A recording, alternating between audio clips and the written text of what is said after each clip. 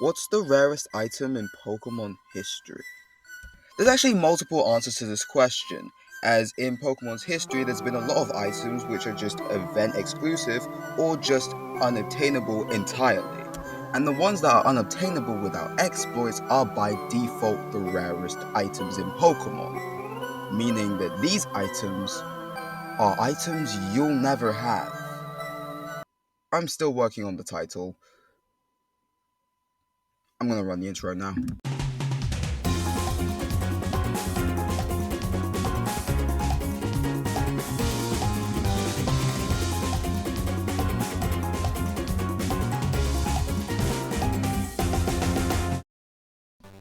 Do you guys know what a magic muffler is?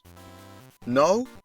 Well, if you don't, that means you probably didn't watch Smallland's April Fool's video, which I definitely didn't fall for when I watched it the first time. Upon realizing that this video was uploaded on April 1st, I got to thinking, what really is the rarest item in Pokemon history? And so I did some digging. And, well, this is what I found. Now, there's a plethora of Pokemon items which are unobtainable without the use of, well, third-party methods. And some do seem like they might actually make an appearance in the near future, while some are probably never gonna actually be in the game at all. We'll start with this. It's a rock, or rather more a stone. The common stone was introduced in X and Y, and while a perfectly normal stone that may appear valuable to some, but it says that it's all in the eye of the beholder, and in my opinion, this is useless, and it's, I guess a good thing it was never really added into the game, because it would have probably just taken up useless space. And, well, you can't really sell it for anything, probably because, I don't know, who's gonna buy a rock off of you? It's a literal, it's just a stone.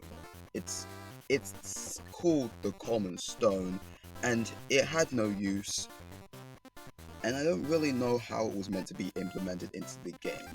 Maybe it was a placeholder item during the development, but it's literally just a common stone, and due to it being so useless it wasn't even added into the game anyway. Also ended up being one of the rarest items in Pokemon due to, the idea that it's not even obtainable at all. Yeah. The first item on this list is a literal frickin' rock. It gets better than this, trust me. So, what's better than a common stone, and in the Pokemon community is more well known? The Godstone, which was introduced in Pokemon Black and White. Now, the real purpose of this item is speculated, really. It's not known whether this was meant to be, well, an item for Kyurem, like the Black Stone is for the Black Stone. The Dark Stone is for Rush what is wrong with me today? The Dark Stone is supposed to be Zekrom in its dormant form, and the Light Stone is meant to be Reshiram in its dormant form. We don't really know what the Godstone is supposed to be. It could be the original dragon in its dormant form, as its coloring is greyish, maybe meaning it's a mix of both the Dark Stone and the Light Stone, or it could just be, I don't know, Kyurem.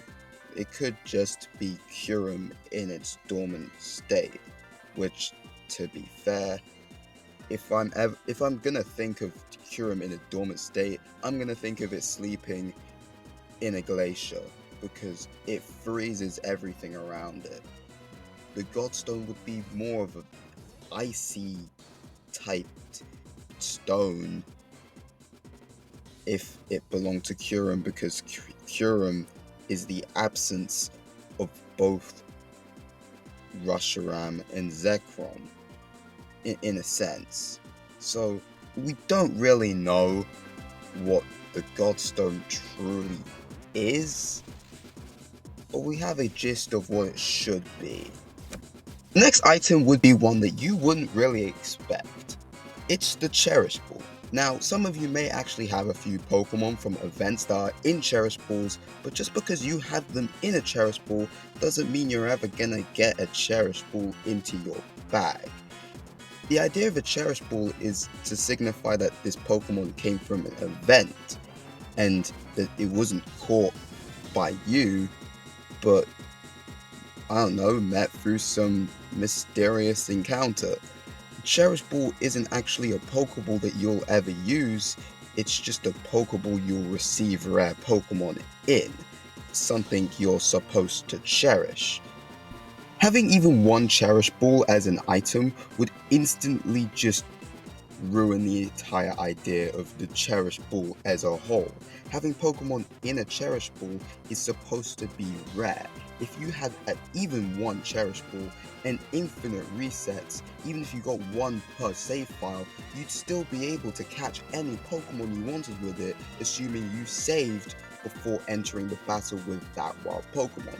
Meaning, I don't know, if I wanted a Rayquaza in a Cherish Ball and I was given the item, I could catch the Rayquaza in a Cherish Ball if I had enough free time and resets on my hands. But having a limited amount of Pokemon that can be in a Cherish Ball because of the fact that Cherish Ball Pokemon are only distributed through events gives it a new sense of, well, rarity, which is why it's on this list. Next, we have the Banned Autograph. This item doesn't really seem to have any use other than being a nice collectible. The band that you see playing in the credits of the Sword and Shield game is called the Maximizers, and this autograph is basically just them. It's an autograph from the Maximizers, and well, I guess it's just something you could have, because it would be cool. I guess. It's not even like you can hear them actually play at the end of the Sword and Shield credits, because, well, no voice acting. And plus, the vocalist is an Obstagoon. I don't really think I want to hear this cry over and over again. If this next item, or well, items, aren't in Legends ZA, I'm gonna be very confused and expect a very angry letter to EA Free, because this would be the biggest missed opportunity since, well, they missed out on it in X and Y. The next, let's say, variety of items on this list are items that allow you to use Mega Evolution without a Mega Bracelet. Exhibit A, Exhibit B, Exhibit C. Why, in the generation that introduced character customization, why wasn't I allowed to customize how I wear my keystone? Why did I always have to have it around my wrist when other trainers were doing amazing things with that? Archie has it around on a chain. Archie has his keystone on a chain. Game Freak, what are you doing to me? I want my keystone on a chain. That's not fair. Anyway, moving on. The next item on this list is the lock capsule. Doesn't really make too much sense to me, to be fair. It was supposed to contain the move Snarl, and it had a different design, as you can see, with the two PNGs between Gen 4 and Gen 5. And well, Snarl being a decently good move for double battles was actually quite new when Gen 5 came out, and in fact the TM wasn't even available.